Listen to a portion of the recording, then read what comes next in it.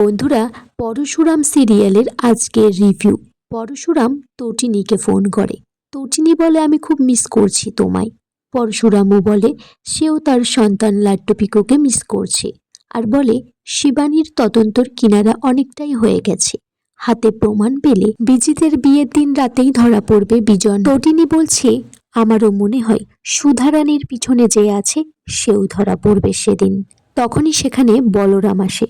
বলরামকে পরশুরাম বলে যে সে সবাইকে খুব মিস করছে, পাড়ার আড্ডাটা মিস করছে, ক্যারাম খেলা মিস করছে। বলরাম তখন বলে পরশুরামকে, চল একটু গরম গরম ঘুগনি খেয়ে আসি।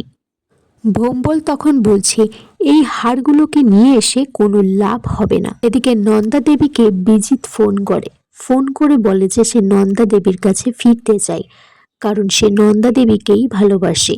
কিন্তু নন্দা দেবী বলে, তাহলে তুমি আমায় ছেড়ে কেন চলে গেছিলে? বিজিত বলে, টাকা পয়সা গাড়ি বাড়ির জন্য সবই তো করতে পেরেছি, আজ সবই আছে আমার কাছে। কিন্তু নন্দা দেবী বলে, শান্তি নেই, তুমি তো পুলিশের তাড়া খেয়ে বেড়াচ্ছ, তাই বাঁচার জন্য এখানে আসতে চাইছো। বিজিত তারপর নন্দা দেবীকে বলে যে পরশুরাম ওই লোকটা তদন্ত করতে গেছে তাকে মেরে দেবার জন্য, তার বদলে সে নন্দা দেবীকে ব্যাংককে নিয়ে যাবে, তার সাথেই সংসার করবে। এই লোভে ফাঁদে ফেলেছে নন্দাকে। নন্দা তো রাজি হয়ে যায়। নন্দা এদিকে এসে দেখে বাড়িটাকে সুন্দর করে ফুল দিয়ে সাজানো হয়েছে, বিয়ে বাড়ির মতো। সে দেখে চমকে যায়। পরশুরাম সেখানে আসে হাতে চেম্বার নিয়ে। সেটা দেখে তো নন্দা আরো বেশি ভয় পেয়ে যায়। পরশুরাম বলে, আজ শিবানীর বিয়ে। নন্দা বলে, শিবানী তো নেই। তখন বলরাম মায়া আসে সেখানে। শিবানীকে বলে, কেন? ওকে খুন করেছে? আর কে খুন করেছে? তুমি নিশ্চয়ই দেখেছ, মুখ খোলো। নন্দা জানতে পারে যে পাত্র বিজনলাল।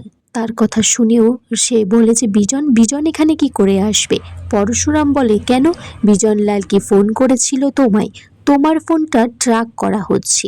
বন্দুক ধরে মায়া, আর বলে যে এই বাড়ি থেকে কোনোভাবে সে বেরোতে পারবে না। এদিকে বলরামের ফোন আসে। মালতী সেন কুসুমপুরে পৌঁছে গেছে।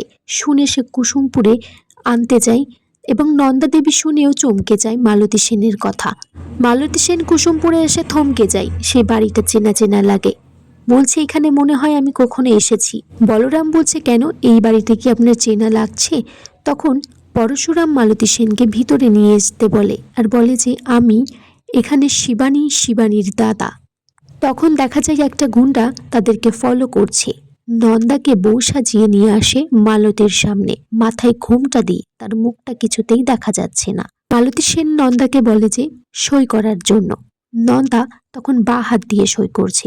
মালতী সেন হঠাৎ করে বলছে যে শিবানী তো বাঁ হাত দিয়ে সই করে না, ও তো ডান হাত দিয়ে সই করে। ঘোমটাটা সরিয়ে দেখে যে সেটা শিবানী নয়। পরশুরাম তখন মালতীকে বলে যে আপনি তাহলে শিবানীকে চেনেন? মালতী বলে যে হ্যাঁ, আমি এখানেই শিবানীকে বিয়ে দিয়েছি, ও খুব ভালো মেয়ে ছিল একটা। তখনই একটা গুন্ডা মালতীকে ছুরি দিয়ে আঘাত করতে যাবে, যখনই বিজন নামে পাত্রর নাম বলতে চাই। পরশুরাম তারপর গুন্ডাটাকে ওদের স্পেশাল ব্রাঞ্চের অফিসারদের হাতে তুলে দেয়, বলে যে কলকাতা ব্রাঞ্চে নিয়ে যেতে। মালতী তখন বলে, এখানে কি হচ্ছে আমি কিছুই বুঝতে পারছি না। মায়া বলে যে আপনার প্রাণটা বাঁচানো হয়েছে। পরশুরাম তখন মালতীকে বিজনের ছবি দেখায়। মালতীর সব কথা মনে পড়ে যায় যে হ্যাঁ, বিজনের সাথেই শিবানীর বিয়ে হয়েছিল। পরশুরাম বলছে, এই শিবানী দুর্ভাগ্যবশত আমার বোন, এবং 10 থেকে 12 বছর আগে ওকে খুন করা হয়েছে। বন্ধুরা, আগামী পর্বে দেখা যায় পিকো বিজিতকে বলছে, আঙ্কেল আমার ভাই একটু সেজে এসেছে। তখন দেখে যে বিজিত লাহিড়ী বিজন যেভাবে ছিল কুসুমপুরে সেইভাবেই লাড্ডু সেজে এসেছে। লাড্ডুকে দেখে বিজিত থমকে যায়। আর এখানেই আজকের পর্ব শেষ হয়ে যায়। বন্ধুরা, তোমরা কমেন্টস করে জানিও কেমন লেগেছে আজকের পর্বটা।